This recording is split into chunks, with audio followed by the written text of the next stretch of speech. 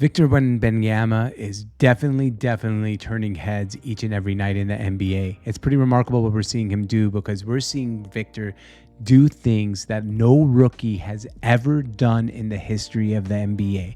No, not Michael Jordan. No, not LeBron James. Maybe Tim Duncan, one, very early on in his career. But no, Victor Wembanyama is doing it differently. The stats he's putting up are absolutely insane. I mean, we are seeing stats by Victor Wembanyama that we've just literally have never seen before, and that's remarkable. Let's just break down some of his stats. Since January 1st, Victor Wembanyama has a higher usage rate than SGA. That's Shai Gilgeous-Alexander for you guys, and a better true shooting percentage than Steph Curry, all while being one of the most dominant defenders in the league. Damn, that's pretty good if you ask me. He's putting up stats like that. We have a big problem. The NBA has a big problem because he is just getting started, and there's more. Some of these stats you're seeing Victor Wembanyama put up are absolutely ridiculous. It's unbelievable to see these stats, because you wonder, where is he going to be going after that? Let's just compare Victor Wembanyama's rookie year to LeBron James's rookie year. Both phenomenal, by the way. Wemby has 20.9 points per game to LeBron's 20.4 points per game. Wemby more. Now, keep in mind, offense is a little bit easier now in the NBA. 10.2 rebounds for Wemby to 5.7 for LeBron. The assist, well, LeBron has a better assist with 3.4 to 5.7 for LeBron. Victor Wembanyama with 3.4 blocks per game beats LeBron's 0.7 blocks per game.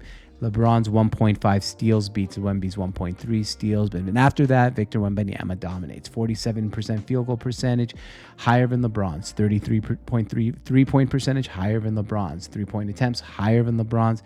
81.5% free throw percentage, higher than LeBron.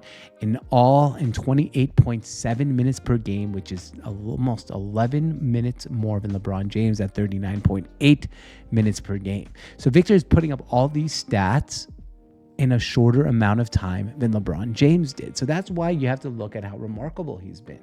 He has the 4th best individual defensive rating this season while playing for the 5th worst defensive team. So he's the one just propelling the whole defense of the team. It's unreal.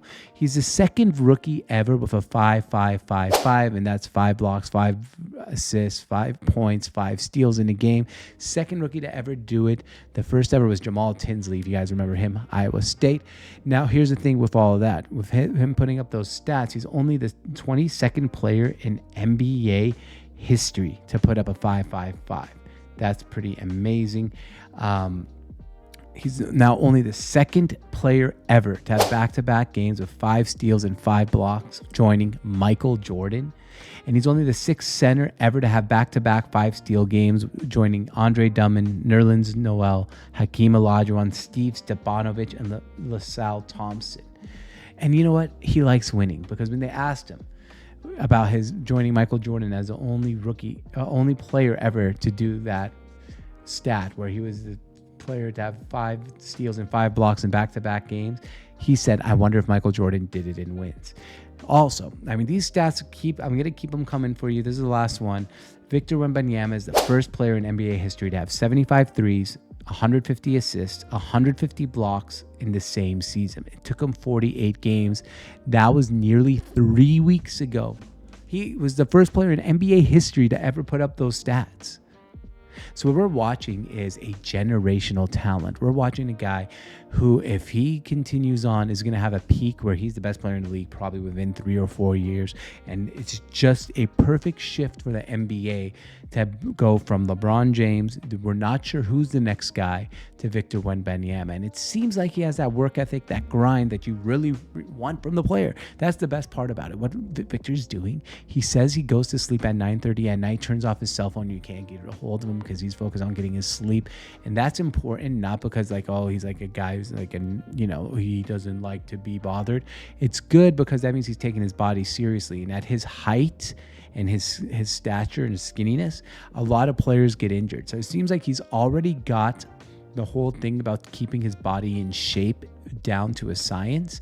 And that, my friends, is why I think Victor Wembanyama is going to be a guy who is going to make a problem for the NBA. Now, what is his ceiling? We don't really know yet, but how good can Victor Wembanyama be? Now, here's a couple things. Do we know is Victor going to have a long career? Who knows? With his height, could he have a really, really big and huge, ceiling and be really good for 5-6 years and then kind of go down because of his body? Very possibly. But during those 5 or 6 years, we could see one of the most dominant basketball players we've seen in the history of the sport. And that is huge. We're talking about a guy who could be a top 10 player in NBA history if he lives up to the potential that he's showing right now. Now, that potential is really hard to live up to, so we don't want to get carried away. But sometimes when you see greatness, you just want to be able to acknowledge it and just say, how freaking awesome is this? And that's really what it is right now. It's awesome what we're seeing out of Victor Wembanyama.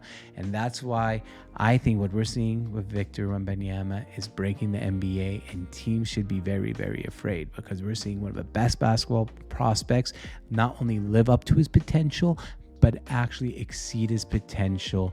And that's why Victor Wembanyama has the NBA on notice, and the NBA is really, really nervous on what the Spurs are going to do next.